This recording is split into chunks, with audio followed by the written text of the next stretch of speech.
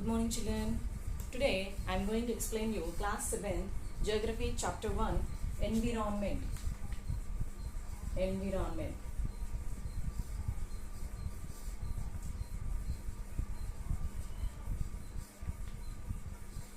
Okay, let's go to the lesson. After the long vacation, when Ravi started going to school again, he noticed that the only playground next to his school was dug up. People said that a huge building with many flats will be constructed there. That means here after summer vacation, Ravi went to school and he found that all the playground was dug up. People said that a huge building with many flats will be constructed there. So that in that playground that they are going to construct many buildings. Ravi was almost in tears when he reached there. The big playground with its soft grass, marigolds and butterflies is gone forever. He shared his feelings with his classmates. In the assembly, the principal too sadly observed, "See how our environment is changing. See how our environment is changing." So, after going to the class, Ravi and his companions, that means friends and the teacher, all the class, they discussed about the playground and teacher expressed that how our environment is changing. In the class, Ravi asked his teacher, "What is environment?" "Whatever you see in your surroundings," said the teacher. So, whatever we see in our surroundings, that is whatever we see in our surroundings.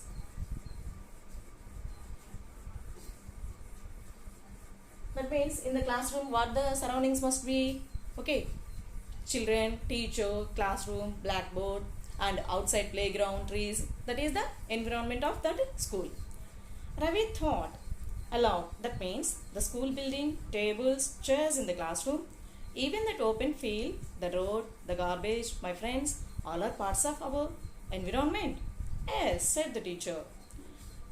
But wait, some objects are created by nature. For example, mountains, rivers, trees. In our environment, these, what are they? Mountains, rivers, trees, lakes, rivers. Okay, all those are created by nature. Others are made by people. For example, roads, cars, clothes, books. Okay, so the mountain, rivers, trees, lakes, all these created by nature, and bridges, roads, cars, parks, all these made by human beings. So these all are parts of our environment. Environment is our basic life support system. It provides the air we breathe, the water we drink, the air, water, okay, air, water we drink, the food we eat and the land where we live. How do human beings modify this natural environment? The car fumes pollute the air. Water is collected in a pot. Food is served in vessels and land is used to build factories. That means we are using this environment by doing some modifications. Okay. See, air we will breathe and water we will drink and we will collect in the pot. And then what here? Some more thing. The food we eat and the land where we live. The land is used to construct buildings like this. Human beings make cars, mills, factories and manufacture containers. This is how human beings modify natural environment. So, okay, after explaining this, the teacher has given a task to the students.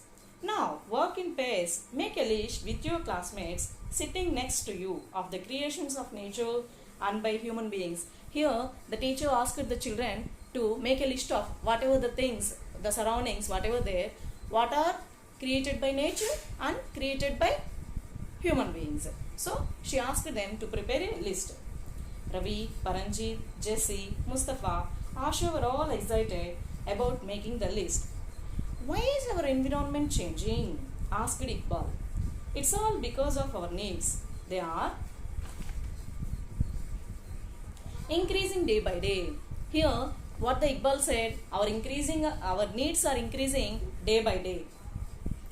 We are therefore modifying and at times even destroying our natural surroundings, the teacher replied. Here, suppose in the example, in the classroom situation only, it has given that their classroom, Ravi's classroom, school's building was dug up because they want to construct a building there. So, we also, people for the sake of their comfort or to build houses or factories, to set up factories, they are destroying so many forest areas.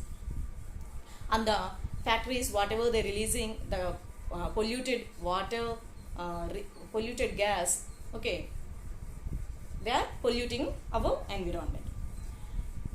And then this nature, environment also comprises of three types of things. Okay, environment comprises of three types of there. So let's discuss components of environment. Components of environment.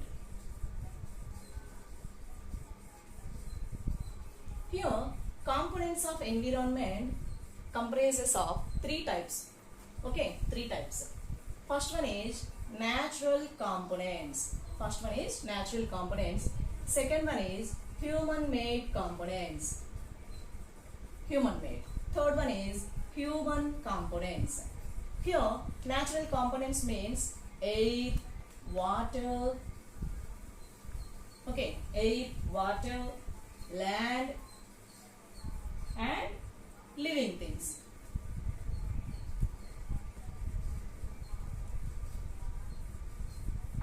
Okay, these are called as natural components. Air, water, land, living things, all are called as natural components. And what about human made? I already said you. Buildings, bridges, vehicles, monuments. Okay, like this. These all are constructed by human beings. That's why these components are called as human-made components. For example, buildings, bridges, vehicles, and monuments. Next one, third one is human components. Here in this human components, individuals, family, community, religion, okay, religion, educational and economic, educational and economic, and political situation, political situations. Okay, all these belongs to human components, individual persons, families, communities, religions, educationals, economic and political situation. So these are all the components of environment: natural components, human made components, and human components. Now, from the above conversation, you understand that the place, people, things, and nature that surround any living organism is called environment. One more time I will repeat the definition. The place, people, things, and nature that surround any living organism is called environment. It is a combination of natural and human made phenomena. It is a combination of natural and human made phenomena. While the natural environment refers to both biotic and abiotic conditions. Okay, here natural environment comprises of natural and biotic and abiotic. Here land, water, rocks, soils, they don't have life. So they are abiotic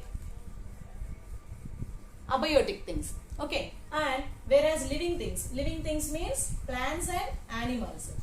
Plants and animals. These are biotic components. Okay, we can say that biotic components. Biotic and abiotic. Biotic means living things. Abiotic means non-living things. While The natural environment refers to both biotic and abiotic conditions existing on the earth. Here, biotic means the world of living organisms, example plants and animals. Abiotic means the world of non-living elements, example land. See here the components. Picture is also given. Okay, human made.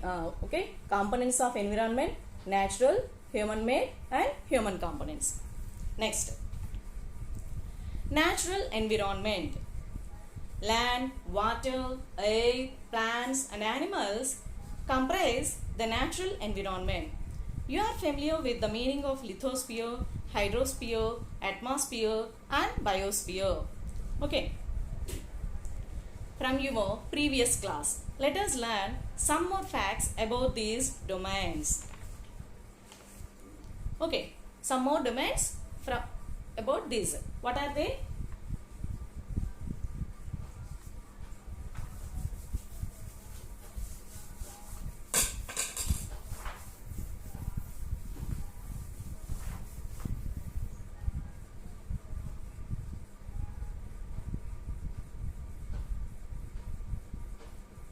Hydrosphere, lithosphere,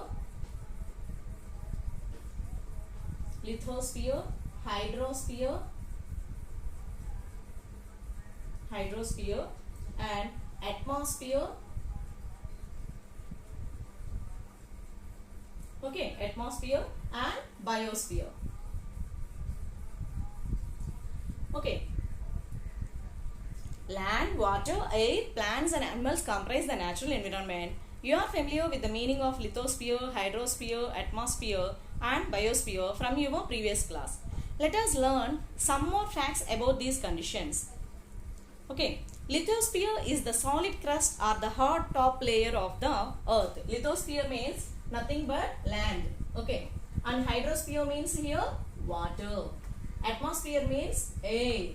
Biosphere means living things. Okay, living things. Let's go to the discussion of these 4 words, new words. Lithosphere is the solid crust or the hard top layer of the earth.